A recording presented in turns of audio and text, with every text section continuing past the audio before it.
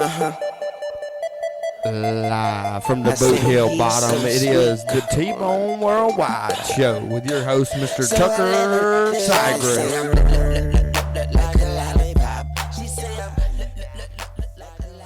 Yes, sir. Yes, ma'am. It is the T-Bone Worldwide Show live right here from the Boothill Bottom, Graceville, Florida, with none other than two bad men with their hand in the bareback rigging.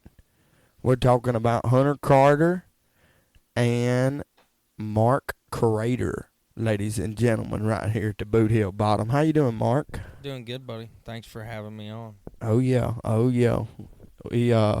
We've had an eventful day right here. Went and played a little golf today, and went and ate some good food, and then we come to do the T-Bone Worldwide Show. Yeah, man. Down here at the Boothill Bottom, rocking out livestock. Yeah. Well, Mark, tell us what brings you from northeast Oklahoma to Florida. I would say South Florida, but it's the Panhandle. This is L.A., Lower Alabama. Yeah, L.A. We're in Lower Alabama. Yeah, absolutely. Well, yes, it's kind of a long story. I rodeo full time, so I've been down in Alabama. I was in Missouri and Alabama last weekend, and then because I was in Alabama and we're in Lower Alabama, I decided to come down here and play golf with the boys for the day, see my old pal Hunter, and when I get this close, I need to come by. So, yeah, we'll stay down here for the night, for the day, hang out, and then we'll head back up and get ready to go to the rodeos in northern Alabama Friday and Saturday. What rodeos are you entered in Friday and Saturday? We'll go to Rainsville, Alabama on Friday, and Coleman, Alabama on Saturday. Shoot yeah. So, Matt, you used to go to them pro rodeos. Now you're just strictly an IPRA man, right? Yes, actually, I started in the IPRA when I was about, 16 years old, 15 driving age. Went till I was 21, maybe 22. Made the finals like 4 times, 5 times. And then decided to go to the pro rodeo, so I went to them for like 6 years. Made 5 circuit finals and Ram circuit finals 1 time. Finished in the top 30 a couple times, and then now that I'm getting into my 30s now, I decided to go back to the IPRA and try to finish my my career over there for hopefully to have like 5 more years left. So go over there and finish it out over there. Absolutely. Now, in your career in the pro rodeos, you and Hunter went down the road together pretty good, didn't you? Oh yeah, for 2 years and. Every bit of 2 years in a spring, but I've known Hunter for, I would say, 30 years. Shoot. Yeah, I'm 31 and you're 147. So. Yeah, all my life. No, but our dads are old rodeoing buddies, and I guess I remember being around hunters for 26 years, 27 years, but I've known them pretty much since birth. So yeah, it goes way back, and I moved to Oklahoma when I was 10 years old, and then over the years through rodeo, got back around Hunter, and we decided to go hit the road together, and he's pretty much been my best friend since. I can't get rid of the guy. Absolutely. Got no reason to. What are you talking about? Can't get rid of him. Absolutely. That's what I like to hear right there. Yeah. Well, I guess the purpose of this episode, I said that I was just going to take a little step back and let you guys tell a few stories, and I may expand on a few things right there. Tell us a good story about you two traveling up and down the road together. Man, any story that we got to go to, we got to start from the beginning, because it's been a long road, me and this guy.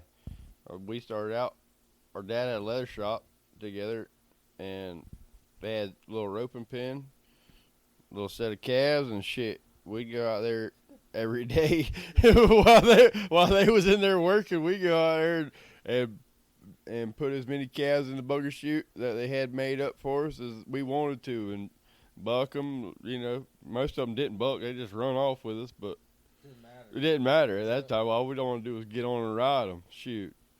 So it started there, but man, I've known this guy long time and done been a million miles with him over, just in a few years that we rodeoed, other than the ones we grew up together. But it's been a long, long time. Gosh, think about all the miles. God bless. From Red Lodge to Prescott to Wyoming, every rodeo in between, every state in between. Man, I had been pro rodeoing for a few years, and like, if I wasn't pro rodeoing, I was working for a pro rodeo company, and so I kind of knew the ins and outs a little bit, just a little bit more than Mark did right there. And when he got a hold of me in the beginning of 2019, he said, "You want to go with me?" I said, "Man, I had just come off of an injury, been out for a whole year." I said, "Man, I just kind of want to stay close to the house right here. I don't think I want to go very, too much here and there." I'm just that lasted about back. 4 days. I called him. I said, "Man, if you want to start entering, I'll do the entering. You just wait for the call back." Bing, bing, bing, bing. Yeah, the first You're entered here. the You're first here. week he said, "Where are we going?" I said, "Well, if you want to go, we gotta go." Yeah, it was my rookie year, and he was like, "We're gonna go rodeo."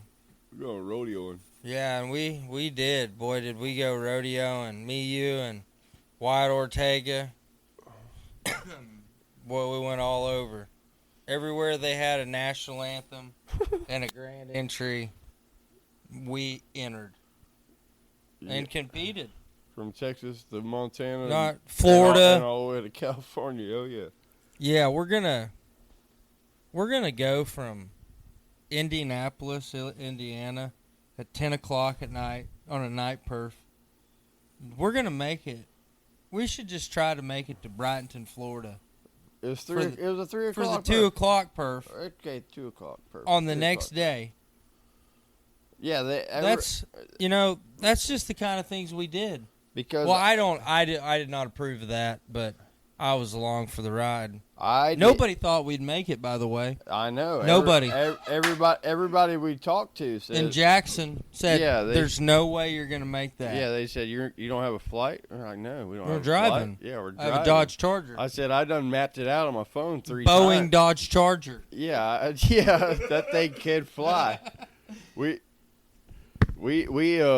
done mapped it out 3 times, or I did anyhow on my phone that week. I was like, sure, it's 18 hours to get there. And it's 18 hours to get there. It's 16 hours till the perf starts. Yeah, Plenty of time. I didn't plan on Mark making the short round and kicking ass, but he did.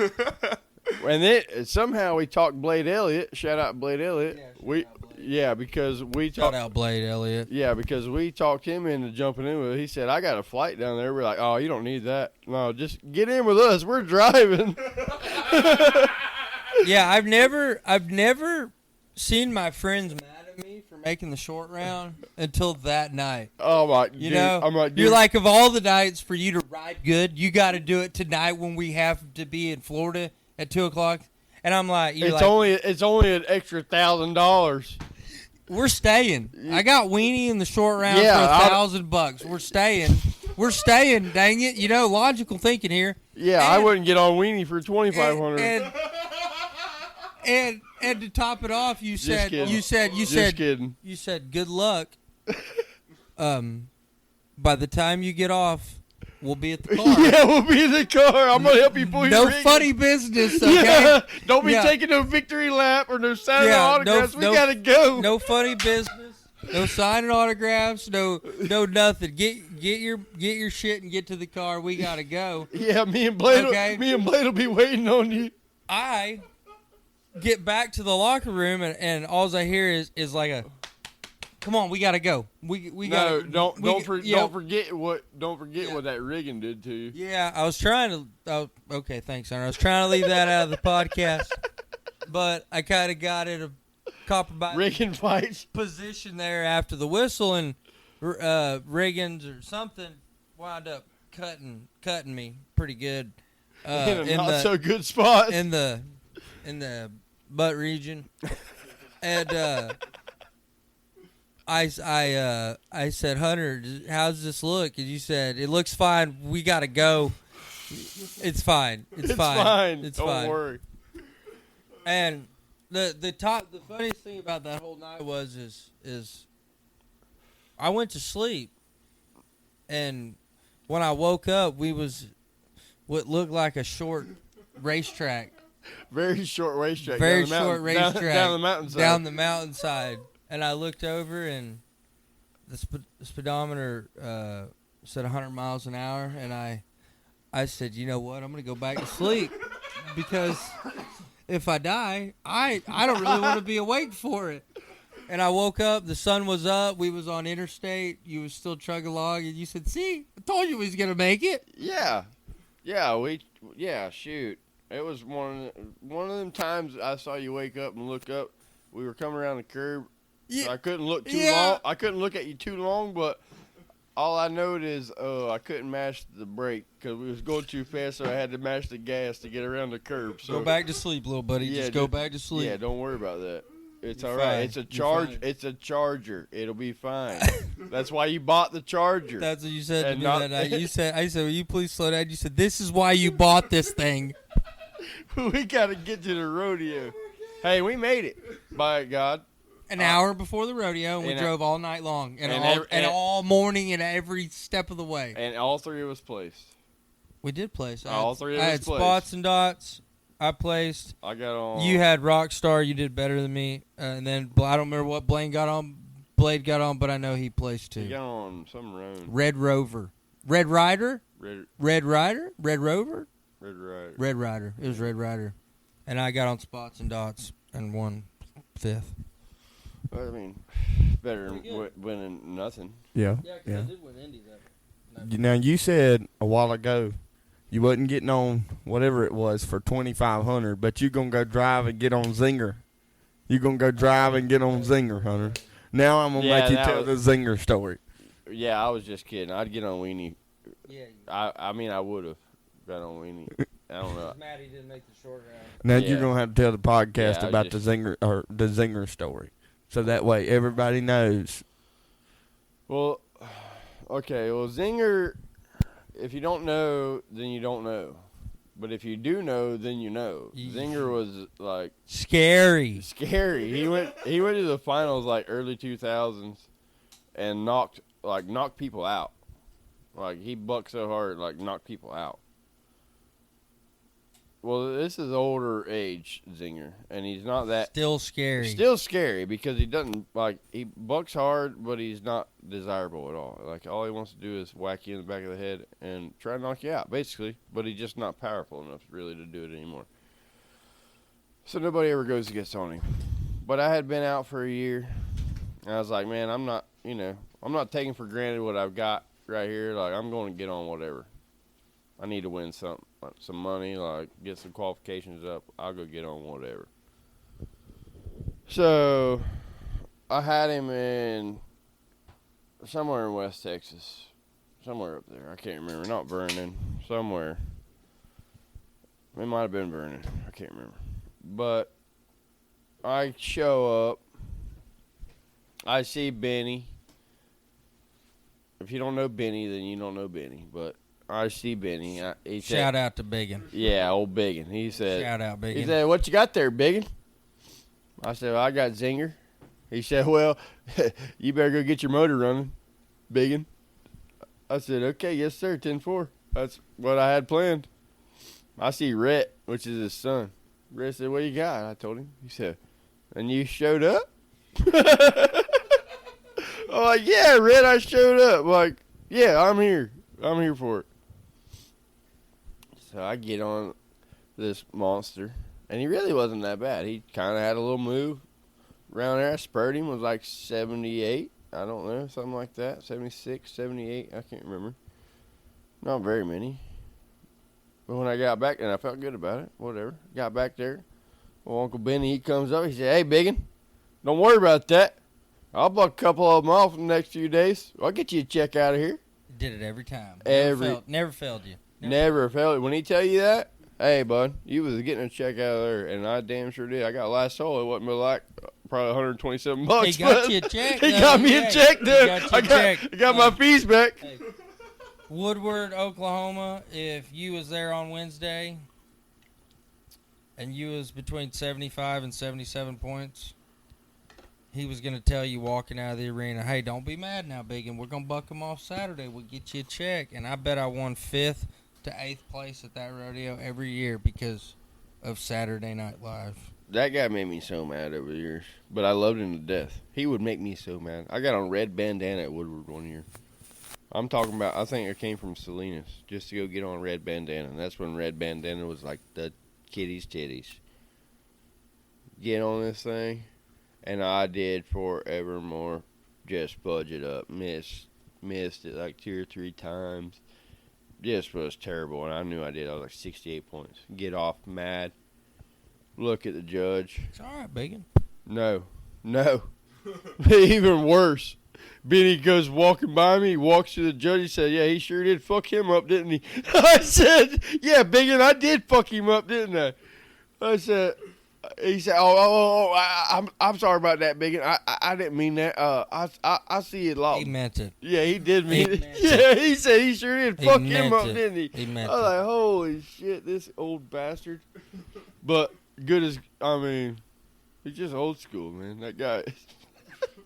You remember when I had oh shoot, what's the crazy horse of his, the bay? Oh, Bad Influence. Bad Influence.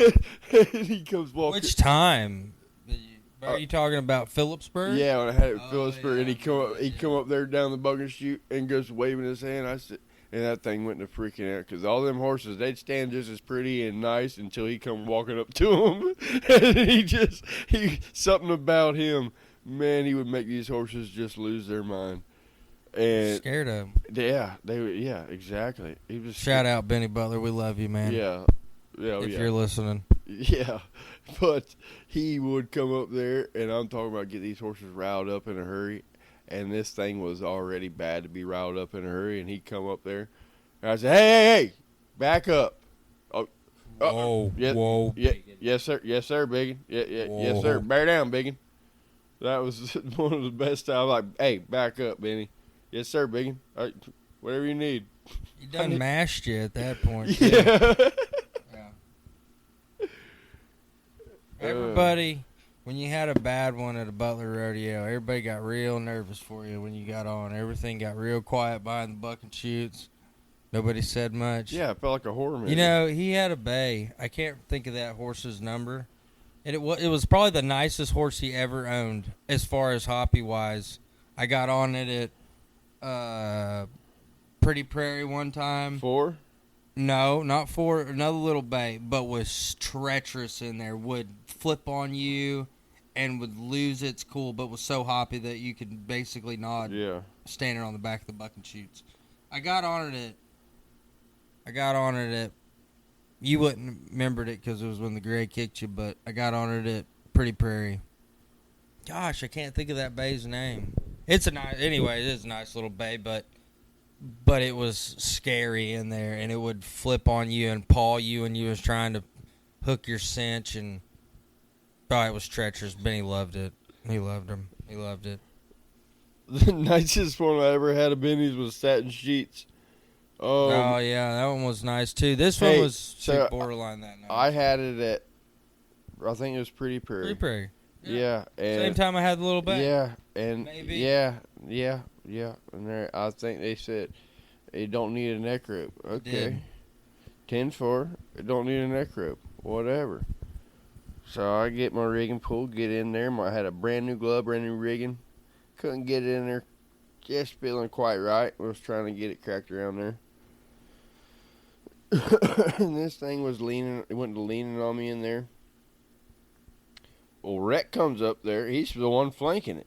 He reaches around me and smacks her in the head to get her to stand up straight. Like, I'm talking smacks her. Don't just like, hey, get up on the neck. Like, I'm talking in the face. Whack. And I'm like, all right, okay.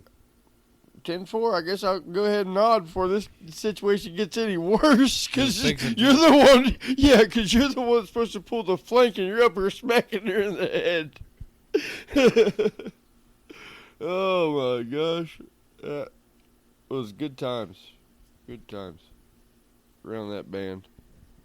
I was thinking about, while we was talking about all this, when we took Wyatt's van. We took it to them rodeos and the gas. Yeah. The fuel pump went out and you showed up. You showed up in that 81. Dude. At Cheyenne. Yeah. I forgot all about that. Yeah. Okay, so we went rodeoing in like a 02 Dodge Caravan. Shitter. Okay. Shout out Wyatt Ortega. Shitter. That thing was a royal pile of shit. But it was a minivan with a deck, like a queen size bench seat in the back. Yeah, queen. Yeah, where you could put your bags underneath it and sleep on top. I mean, for three of us, it sucked. Broke ass guys with no sponsors. I mean, rock and roll. We're rodeoing, bud. Hey, I'm thinking about so many parts of this story. Oh my gosh, you're not even kidding. So we go rodeoing, and this guy, he's so proud of this van, dude. Yeah, but he's like, the brakes are probably gonna go out, and there's no telling what else. But we put brakes on this thing, a new fuel pump. What did the fuel pump? The fuel pump went out before the brakes. Before the brakes, 3 tires. Yeah. So a set of rotors. So I had to go. We went to Mitchell, right? We went to Mitchell, and we went to West Jordan. We went to Oakley City, and then Ogden, and then we went back to my uncle's house, and then we ended up in between. But I had to split up from y'all and go to Salt Lake. Yeah, that was after Estes Park. Before Cheyenne. And before Cheyenne, yeah. Yeah, so no, you went to I caught her. I caught her. I would after Cheyenne. Yeah. Coming to Cheyenne, you showed up. I caught a ride from Cheyenne or. Yeah, but I remember we all went up there. It was me, you, my uncle, that girl he was hanging out with, and her daughter, and Wyatt. But we all went up there and won, and you picked you.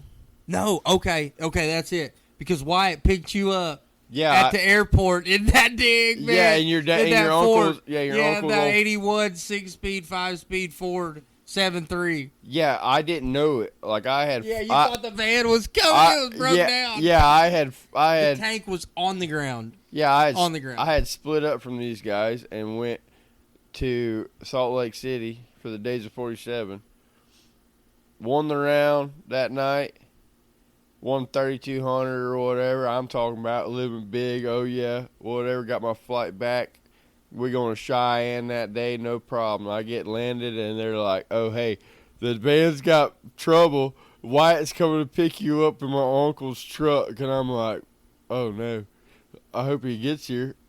Oh, he's getting there. Oh, he's getting. And I'm right by God. He come in that old diesel. I'm talking about wah. Let me drive. No, I wasn't. I'm just telling him to drive this thing. So we show up. He picks me up in Denver. Late. And we go wheeling into Cheyenne at like Late. Yeah, purse starts at 12:30. We're there at 11:45 maybe. That's at the gates. Yeah, I got Thunder Monkey of weights. I'm like feeling good about it because I done spurred the ever living snot out of one of Bartees the night before. I'm like, oh yeah, we're good. Got Thunder Monkey. I'm sitting up there, getting ready to get in there. And I know all the station's crew, and they'd come over there and told me, like, hey, take your time for a second. We got to clear the arena. Got to act or whatever. So I'm sitting there smiling, joking with everybody. And Wade's like, you might want to get in there before they find you. I'm like, don't worry about it, Wade. I know these people. They already told me not to worry about it. And I did that. Spur old Thunder Monkey to be 81.5 and missed the semifinals by half a point, I think. Yes. Brand new rigging. Won about 8,000 with it to start the week. And then showed up to the $50,000 round. Get on black tie of Sankey's and had a rigging that felt like I had a wet noodle in my hand. They didn't. Remember that? They didn't. Oh, I remember it very well. They didn't dehumidify the riggings as good as, or cure them as good as they thought. Cost me big expensive rig. Yeah, it cost me about $25,000 at the least that day. Why don't you expand on that a little bit? Look, what do you mean by dehumidifying the rigging? Man, all them Barback riggings, they're made of rawhide and leather. That's it. Besides a little bit of, metal that's in them. Pretty much, that's all they are, leather and rawhide. And that rawhide, it's got to cure right. And if it don't cure right, it'll stay soft. If it cures right, it's hard as a rock. You know what I mean? But that rigging didn't cure right, and so it just twisted in my hand. I mean, you get on a buck. They used to ride with loose handle riggings all the time back in the day, but they rode a lot different. They rode a lot less caliber horses like that, a lot differently. Yeah. And so you get on them big buckers like that, man, with a loose handle rigging, and it just, I rode him 71 big points. Like, could have been, would have been 90 had a, never know. Yeah. It is what it is at this point, but yeah. It's always one of them deals in the back of your mind, like, man, that would have been cool to really know, like, if I got on him with a good rigging, what it could be like. That's a 2-time saddle bronc horse of the year. And I got him Barback riding before that was the case, man. Definitely had the build and the opportunity to be a pile right there and win and set myself up for a long time right there to roll on. Absolutely. So for those that don't know what a bareback rigging is, explain a bareback rigging, Hunter. I'll let Mark explain it. All right, Mark, explain a bareback rigging to the general public. Just a quick rundown on the bareback rigging. Well, it's kind of like, I guess, in the simplest terms, it would be like a suitcase. Your suitcase handle, pretty much. It's rawhide and leather cured, and it the handle's hard, the body's hard, and it fits around the withers of the horse. You pack your hand off in it, and it gets wedged in there, stuck in there, I guess you could say, and it makes it. There's your glove is like kind of, I wouldn't say big for you, but they're designed to be bigger than your hand. So when you close your hand around there, your glove kind of gets big and glove kind of gets big and it kind of wedges your hand in there, so kind of, it's not really holding on to you, but it kind of is in a way. And it makes the way they are now makes our lives pretty easy, makes what we do pretty easy. They're pretty set up to take the power away from them strong horses, and the gloves, the way the gloves are now, and you don't have to ride your rigging so tight as far as like how tight it is between the front and back, up and down, to keep your hand in there. So, yeah, over the years, compared to what his dad had to deal with as far as riggings and gloves, yeah, they're compared to how they used to be, it's kind of like Model T Ford to a Porsche Corvette. You know, I mean, it's they're made. You know, I mean, they're top of the line nowadays. You know, so yeah, absolutely. Who would you say you looked up to coming up in the bareback riding as a kid? Well, my hero's my dad. He's a 1986 world champion, IPRA world champion bareback rider, and he's my hero. But as far as who I looked up to, other than my dad, as far as talent and ability and how they rode, would be Justin McDaniel. Shout out J Mac, the champ. Be Jason Jeter. Shout out Jason Jeter. Let's see, J Mac, Justin McDaniel, Jason Jeter, Casey Fields, and Mark Kreder, me right here. Who would be yours, Hunter? Who would be some guys that you looked up to? Man, my dad got me started in it. You know, he was the main foundation right there to get me going and get me started. The basics, man. Mark's daddy had a lot of influence right there until I was about 14 or 15. Man, and then when I got into college, there's a lot of guys, really. Like William Pittman from Mississippi, man, a stand-up guy.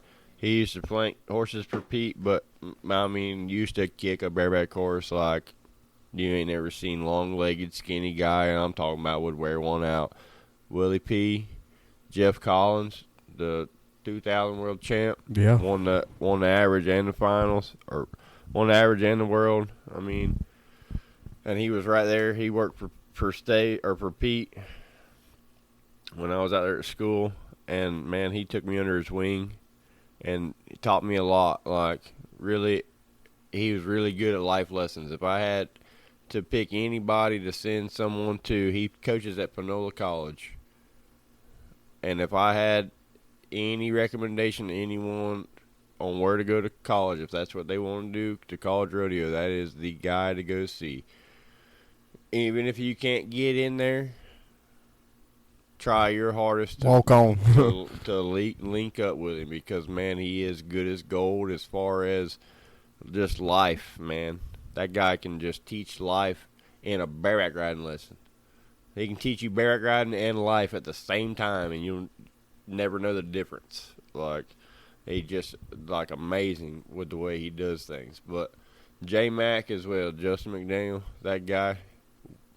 William Lowe, Yeah. Man, a lot of guys right there had an influence on me. Like when I finally got out into the big pond, when I finally got out into the big pond and got to meeting them guys, there was a lot of them, man, that really stuck their neck out there and did a lot of things for me, and I appreciate every one of them.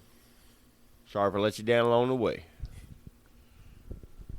Yeah, speaking on that, let me, just because I didn't really put two and two together, but because we're talking about me and Hunter rodeoing, but yeah, Will Lowe, man,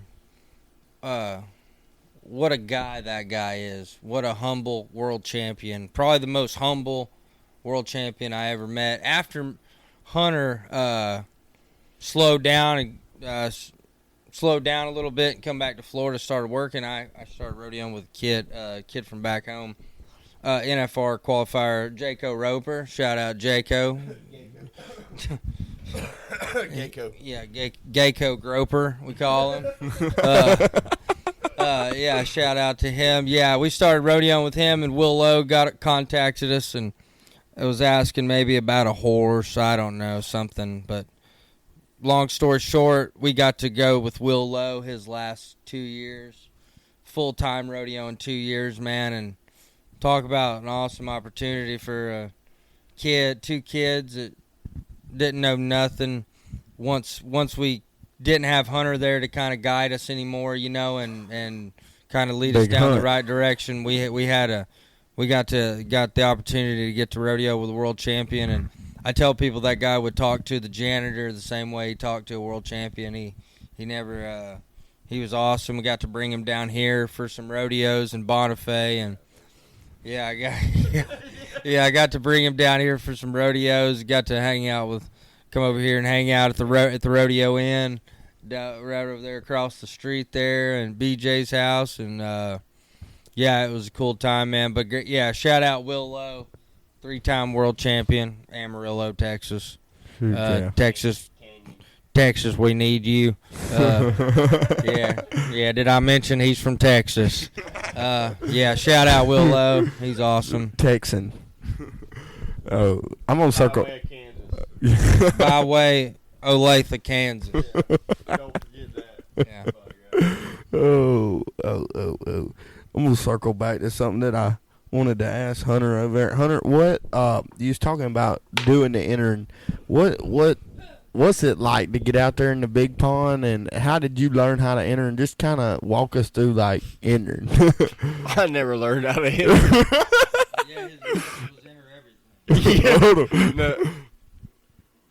His method of entering was enter everything. Not everything. Okay. I wanted to go compete where the big guys went. Yeah, he had But I also wanted to duck off as much as I could to keep fill the pockets up. Like I had a technique that I learned just from just from going, really. Like I never had a mentor really that like I entered with. I had a lot of guys, teach me about the game, but J-Mac said, "Don't miss that 1,500 added on that way to 25,000 added." Exactly. No. You go fill them pockets up and keep rolling. That was the same with Jared Smith. Yeah. Like, I mean, shout out Jared. Yeah, shout out Jared Smith. Yeah. That was Cross Plains, Texas, by way of Wilson, Florida. By way of Wilson, Florida. Bad cat right there now. But no, I just trial and error really. You enter some one year. You're either never going back or going back the rest of your career. Exactly. Like that. Like just like what Lil Mark said. You either go to them one time and you know better than to go back ever again, or you're there every time just because. And it may not be some of the stupidest rodeos you would think, as far as like when you consider yourself like on the trail going to the big ones. But some of them little rodeos, man, would be like your saving grace. Dude, just to get a hot meal. Manawha, Wisconsin. Just to get a paid for my fourth run so many times, man. Every year, just to show up and get a hot meal, and good hospitality. Yeah, you're gonna get a hot meal. Shout out Helotes, Texas. Yeah, you're gonna get a hot meal, and you're gonna get a check out of there. All right. Speaking on that, I'm gonna ask both of you. I asked you the other day. We was talking about Kissimmee having a good hospitality tent, and best hospitality food you've ever had or could remember having. Go. San Antonio Stock Show and Rodeo. What do we have at San Antonio? Dude, it was. Here's the thing about San Antonio. All I know about San Antonio. It was because it was a nice, air-conditioned and quiet room with good food, and all the pop you could eat, and you got to go in there and sit with your family. It was like all the pop. Where the fuck are you from? Michigan? Oklahoma. Hey, no judging on the podcast, okay? There's no judge, and there's no bullying either, all right? There's no bullying. You're mad because you lost the golf game earlier. I didn't want to bring that up, but because you're bullying me. But, yeah, dude, San Antonio, I thought they had a really good hospitality, dude. The only thing I know about... They had snack packs, too, and I really liked snack packs. The only thing I remember about San Antonio was the one year that I actually went. I missed seeing Coulter Wall and ZZ Top by one set. Like, we were in the set that had freaking Luke Bryan and them whoever else, some gay country, and I'm like, dude, we should have entered for the next day. I don't care what the horses were, but we could have seen ZZ Top and Coulter Wall. Don't forget, that's how I entered a few rodeos too. Is what the concert was afterwards. Remember when we see Mo Bandy and Jackson? The horses were shit. Bro. Hey, shout out Mo Bandy, but I only knew one of them songs. I did too. Mo Bandy, the Rodeo Clown. That was the only song I knew, and that was the only song I waited around for. But speaking of San Antonio, what I was going to get at, what I got to think it was, when we got snowed in down there, and we decided to leave. Yeah, because the hotels. The hotels were out of power. No power. Because all the power lines had got iced so much that they broke. Dude. And they called us from Procom, and we all had the nuts. We all canceled had 2 days. We all had the nuts of the draw. Postponed one day. Some good ones of Cullen Pickett. And they give us a call back saying, "Oh, well, we don't know if we're going to have it yet." And then if we down there 4 days waiting on them to say yes or no, and then we had to make a choice. Yeah, and then if we do have it, you're not gonna have the same draw because we had to. And I'm like, there ain't no way I'm hanging out here for 3 days to get on something of Benny Beutler's. I had three of Cullen Pickett's. I'm not staying here for 3 days. They give us the option because usually at San Antonio, if you turn out, you're done. You're not allowed to come back for at least 2 years. Yeah, they give us the option.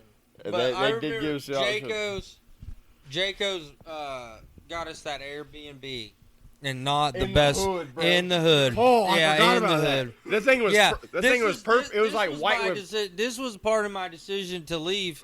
It was like white with purple accent shutters and terrible. Door when we pulled up straight in the middle of the hood. So we don't know if we're gonna actually be able to get on or get robbed, or if we do get on, are we gonna have the same horses, or are we gonna be safe? So I walk in this house and I'm like, guys, I'm thinking about heading north. I forgot about that. I'm thinking about heading north, and getting up out of here. Hunter, I had a flight. He was in I had a flight. Kissimmee and Kissimmee, Perry, maybe them South Florida rodeos or whatever, and he was like, hey, I can get my, I could probably get my flight changed for tonight, kind of deal, and I walk in, and Jayco's like, I'm not leaving. I'm not leaving. I'm staying down here, and I'm like, no, you're not. No, we don't even know if the rodeo is going to happen at this point. Basically, they're still postponing and traffic delays. Me and Hunter made an executive decision that he was going willingly or unwillingly, but we was all leaving, and I was gonna take Hunter to Dallas, but you would have thought instead of driving from San Antonio to Dallas, we was driving from Bozeman to Kalispell in a blizzard. Okay, there had to have been at least 2 inches of ice over top of the interstates. Oh yeah, and I got going all across Texas. Not on the way to San Antonio, we had to stop and pull over. Oh yeah, from Jackson. Yeah, from Jackson. Huntsville was a blizzard, or not Huntsville, Houston. From Jackson to San Antonio, from Houston to I think we stopped in LaGrange. Yeah, it was. There was literally whiteout a blizzard. sheet of ice on blizzard. top of the interstate, and everybody pulled over for a long while. They shut the interstate down, and we had to pull off and get a room at some little sketchy spot. I turned around in the middle. Sorry, turned around in the middle of the interstate because we was sitting there, and I knew that we was going to wind up running out of gas in the middle of the night and freezing to death. So the old Ford Explorer out there, boy, we whipped her around and headed back towards the American Best Value Inn in the middle of nowhere. But the kicker part was when we left that day to go to Dallas, they had got some of that bypass cleared off. But I don't know if you know Texas, but they're not prepared for snow. They're not the best. They're not prepared for snow. They don't have salt trucks, and they don't have snow plows. And, boy, I was trucking along there about 65, 70 miles an hour there, and I come around a curve, and there was a 2-foot-high snowdrift across the whole interstate. And there's 80-foot drop-offs, both sides, embankments drops off on both sides. And I knew that I couldn't get it shut down all the way before I had to let off the brake and just pray for the best, but I knew that I could get it shut down just a little bit. So I got her down to about 60 mile an hour before I had to just cut the wind and just hope for the best. But we were sideways. And Sideways. I hit this embankment head on type deal, and my car bucked, like kicked up in the air, like 2 foot in the air. Jaco, I just remember him. He put his hands like this. He said, "Yep, here it comes." And we all knew we were dead. I had it, man. I had it, and Hunter, I could hear him over there. Don't panic! Don't panic! Don't panic! Don't panic! Just praying I wouldn't jerk that wheel, because if I did, we was done. And we were done. Toasted down the embankment. We're missing the flight, the rodeo, everything. At that point, we were in Texas. By this way, it was frozen. It was an enter on your own risk. They was not coming to help you. They had done told. There were no cars on the interstate. Yeah, there was stay off the interstate. If you wreck, we're not coming to help you. Yeah, pretty much. You're on your fucking own. Well, I saved it, by the way. You know, we got to Dallas. Yeah, I saved it. Yeah, we got to Dallas. They kicked me out. They don't even have any cots left, dude. No. There's so many people staying at this damn airport like it's a hotel because everybody's stranded from this ice storm. We left you there. Yeah. They canceled the flight. You didn't know if he was going to be able to get back. Can't get to San Antonio. Can't get to Oklahoma. I can't couldn't get to Florida. yeah. Nowhere. Stuck in Dallas. Yeah, I think they finally got me off the ground at like noon, dude. Y'all dropped me off. Oh, late night. Late like at the night. The evening time, 8, 9 o'clock. Yeah, and I think they finally got me off and got down there, or back down to South Florida, like, in the afternoon the next day. But it was real sketchy all the way from Jackson, the whole trip. Yeah, pretty much Jackson. Once we left Jaco's, we went to Jackson. From Jackson to Dallas, it was scary. And then it took me and Jaco. To Dallas, we didn't go. It's 4 hours. We didn't go to Dallas. From Dallas to my house. I'm saying we went to Jackson, from Jackson to San Antonio, and then that whole trip across there was. Oh yeah. And then back up to Dallas. Treacherous. And then y'all went to up Oklahoma. there. Yeah, y'all went all the way up there to damn. Hey, it's 4 hours. Oklahoma. It's 4 hours from 3.5 hours from Dallas to Oklahoma, and it took me like 16 hours to get there. I followed because I couldn't see nothing. I followed a semi pretty much all night, 25 miles an hour on Interstate 35. Poor bastard. All the way to get there and to turn around and go back to San Antonio. Y'all went right back to San. Y'all picked JW up and went right straight back. Hey, but we picked that dually up. He drove that dually 70 miles an hour, buddy, 4-wheel drive, all the way back. And the only thing I can remember you saying was, "Damn it, I should have stayed. I should have stayed." What'd y'all get on? I can't even remember. I got on right angle and I placed. Yeah, I should. And I got on right angle of stasis, and I got on. I can't remember the other one, but Jaco had Happy Trails of Championships, and the horse was leaning against the gate, and I go, "Of United, United, you want me to pull him over?" And he goes, "Yeah," and he shakes his head up and down like that. Out the gate he goes, dude. You nodded, cowboy. Yeah, man. Shout out Jaco for not being a dipshit. Shout out Jaco. Love you, dog. I didn't mean that. Uncle Hunter don't mean that, buddy. I don't mean that. Yeah, but we had lots of lots of good times, man. We Deadwood. We played Deadwood. We played lots of golf on the trail. We never were very good. No, still aren't. Never. No, we haven't got very good at golf, but it was always fun to do. Yeah. Oh, this is a good one. So me and Hunter and White Ortega, we got a couple days off. Colorado. Hunter's like, "Hey, I know this really cool waterfall, you guys. We can hike to, in the woods." In the woods. It was in the mountains. Thank you. In the mountains. Okay, in the woods, in the mountains. Right. So it's all cool, man. You know, like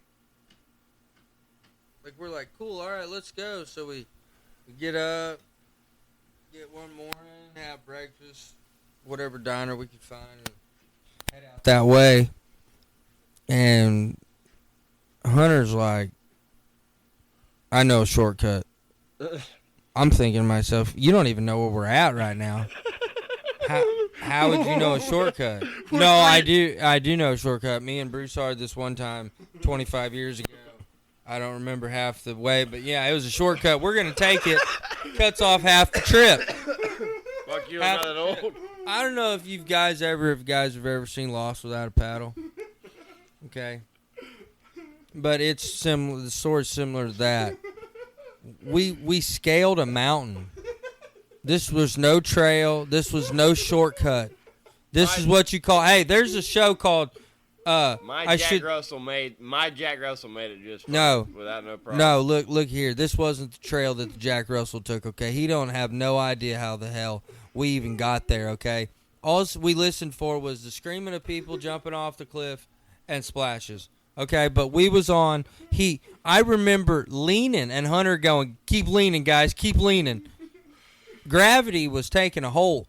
All right, and yeah, you was like walking straight up. Straight up, dude, to the side. Sideways straight up, like the rain was coming up from underneath of us, man. It was that. It was, you said, I just kept remembering you going, it's just right up here, guys. It's just right up here. It's just right up here.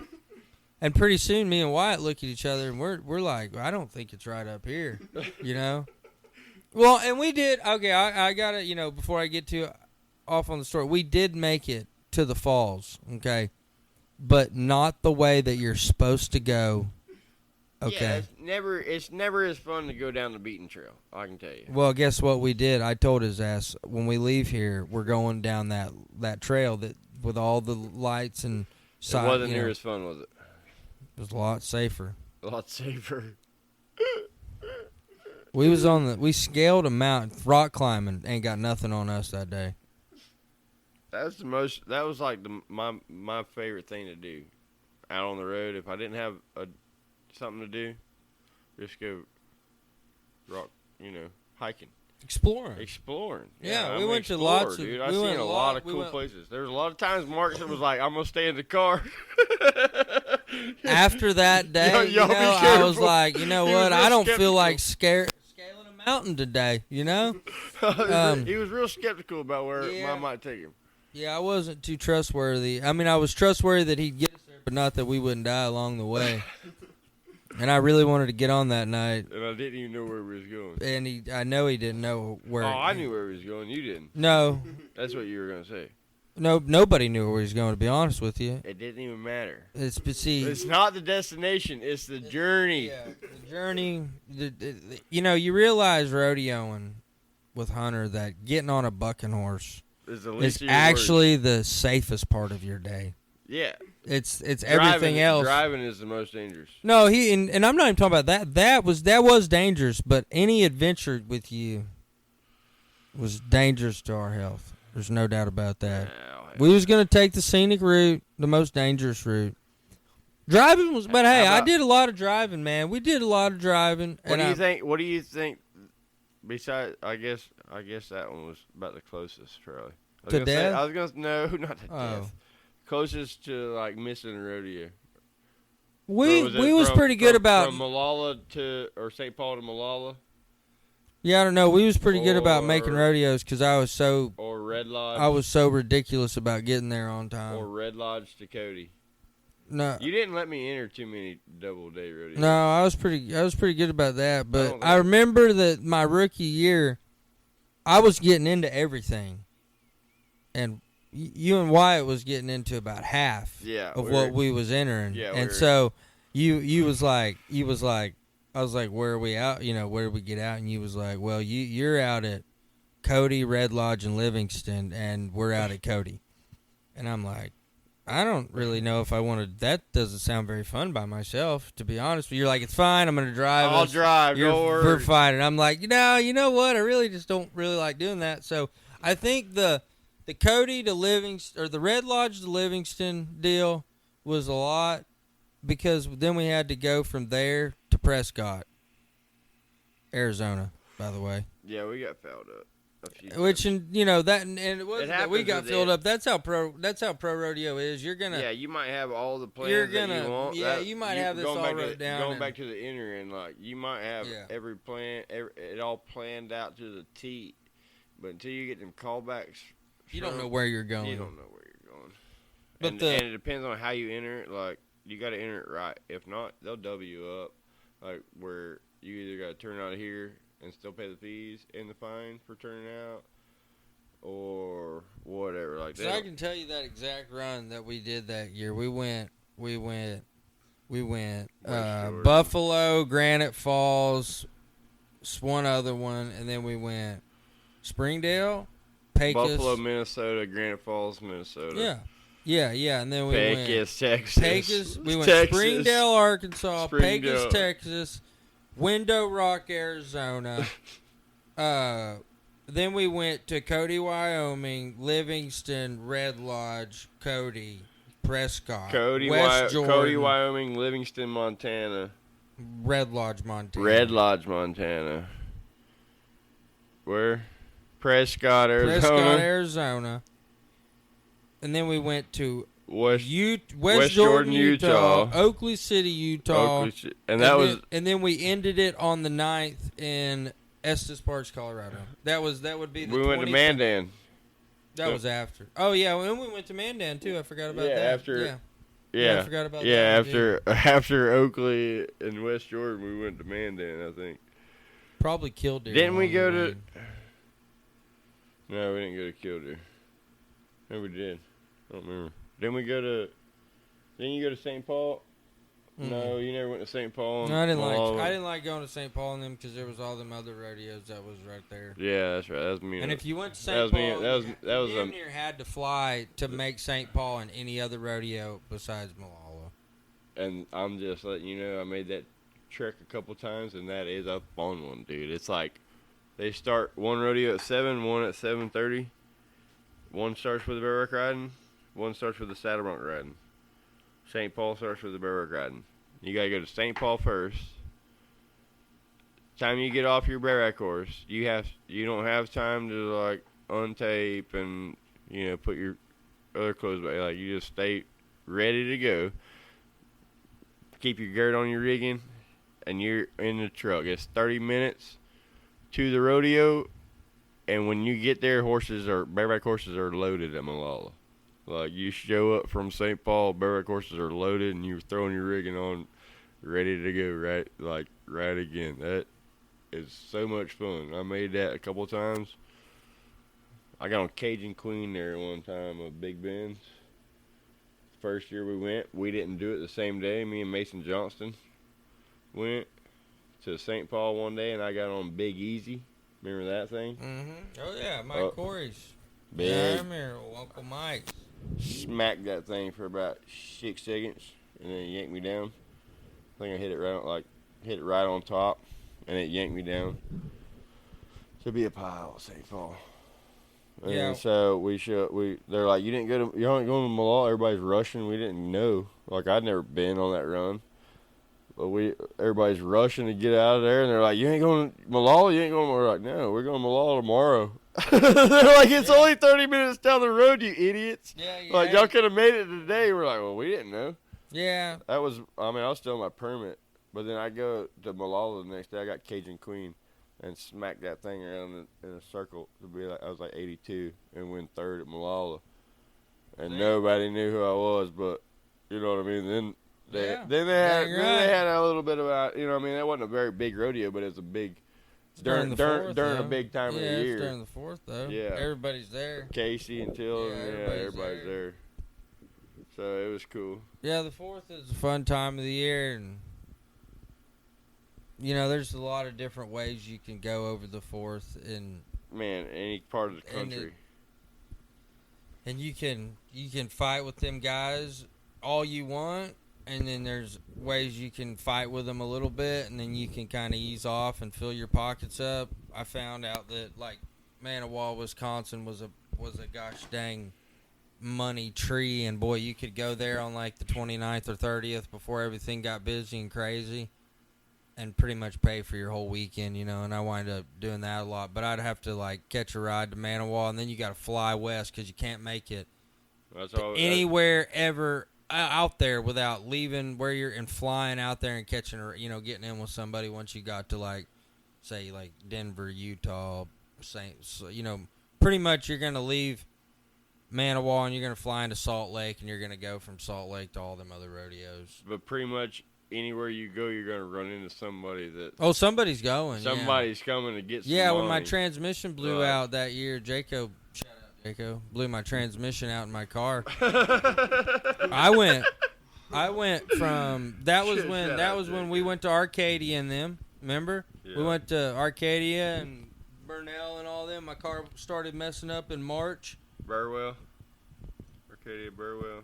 No, that was in the spring. Bunnell. Yeah, Bunnell and Okeechobee. We did that when I got on the Buck and Black of Frontiers. Yeah. Should have won the rodeo. Shout out Mark Kreder. Should have won the rodeo. Shout out Mark Kreder. Should have won the rodeo on that deal. But anyways, no hard feelings. Yeah, my car started messing up, and I pretty much had to catch rides.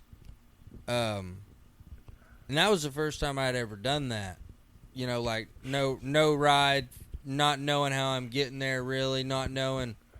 Because I've always had my ride. You know, I had my car, and if you want to go rodeo, we'll take my car, we'll go rodeo. I have a way there, I have a way back, all that stuff. And, yeah, man, my car was broke down, and I was broke, and I had just enough money to keep going. So I just started entering everything, and like, you'd have a ride scheduled, you know, and then you get halfway there, and you realize, like, hey, your ride's turned out, he's not coming, something's happened. So you got to figure it out. So you just get on trades list and you start looking for people up your day, going the next day, and you might go with a bulldogger one day, a bull rider one day, a bronc rider the next day, bareback rider. But you're gonna get there, man. You're gonna get there some way. You just got to start asking and start hustling. Yeah, pretty much just grinding and hustling, being out there, you know. And I went to 7 rodeos, rode with 12 different people, you know, and you just figure out how to get there. Absolutely. That's right. Yeah, Shout out T-Bone. Yeah. I hauled Hunter around in a 94 Lincoln Town car, doo-doo brown, dude. It was the doo-doo brown Lincoln Town car. Dude, the window didn't roll up on the driver's side, so when it rained, you had to put a poncho on and ride down the road with a poncho on. I'm not even kidding. I'm on the bull ride, dude. I done won the bull ride and won about, I don't know, 1,600. Hey, and it starts raining and it's blowing in from the damn west, and we're headed north. What time? Yeah, blowing right in on T-Bone. What He time? said, I got to pull over and get this fixed. We spent 30 minutes at the gas station long enough for the rain to pass because he never got the window fixed. Hey, it had a whoop antenna on it that was screwed down to the trunk. That way it had a CB radio in it. Caller, come in, caller. Yeah, break come one. in, caller. Break 19, break 19. Mayday. This is the Psycho Billy Cadillac. Mayday. This is the Psycho Billy Cadillac. While I'm driving. Oh, yeah, dude. Hey, we went to Columbiana in that thing one time, and it was so cold we had blankets and. Is that when we had the world's toughest? No. Columbiana, South Carolina? No, this was Columbiana, Alabama. We went to, yeah. Oh, yeah. Okay. Yeah. But it was so freaking cold in there. Hunter had his coveralls on, and I had mine on, and we have a blanket between the two of us, like an Indian blanket, keeping us warm enough to drive. It was so freaking cold. That reminds me when Wyatt stopped at the top of that mountain in Jackson Hole, Wyoming, dude, and shut that car off.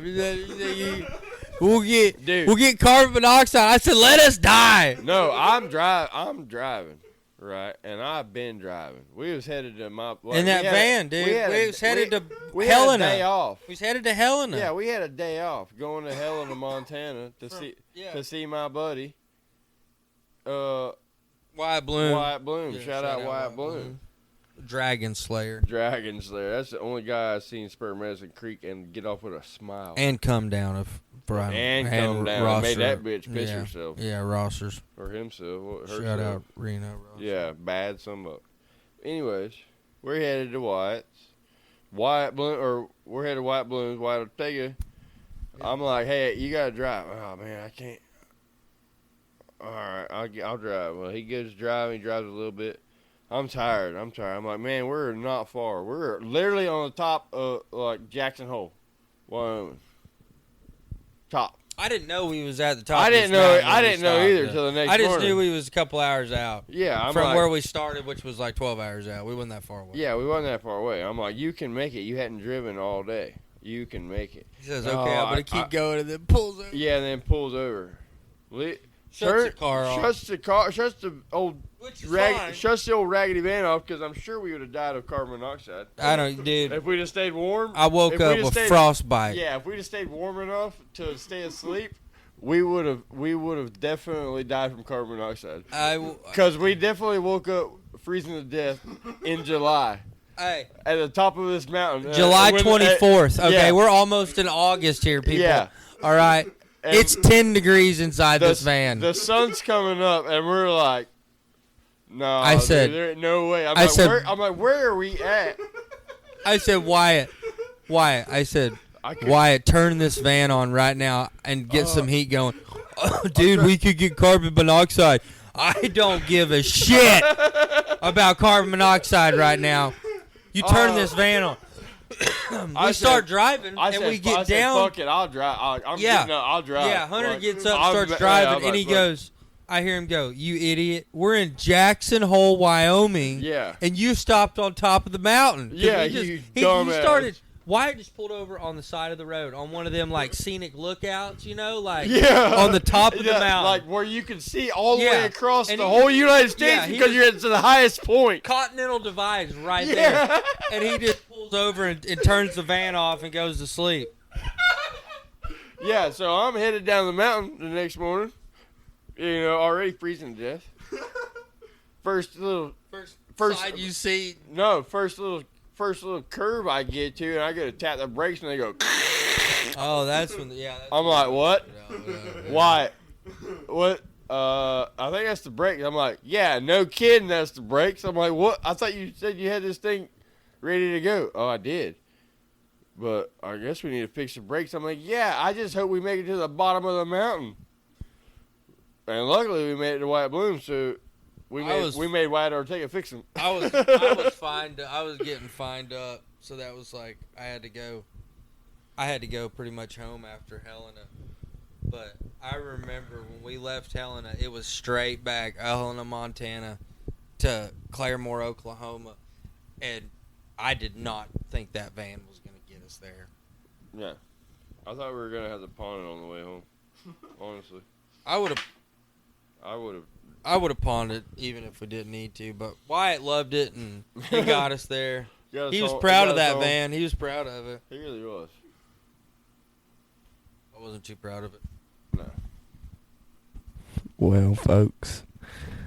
Well, I won't keep y'all any longer. It's been a fun time right here. We look forward, and maybe we can do this again sometime on the T-Bone Worldwide show. With that being said, folks, we're going to take you out right now. Don't forget to like, subscribe, and share. And if I don't see you again, it's good evening, good night, and God bless. T-Bone Worldwide, wide. Thanks for having us, T-Bone. God bless everybody. Yes, sir. West Virginia, Blue Ridge Mountains, Shenandoah River. Life is old there, older than the trees, younger than the mountains, blowing like a breeze. Country road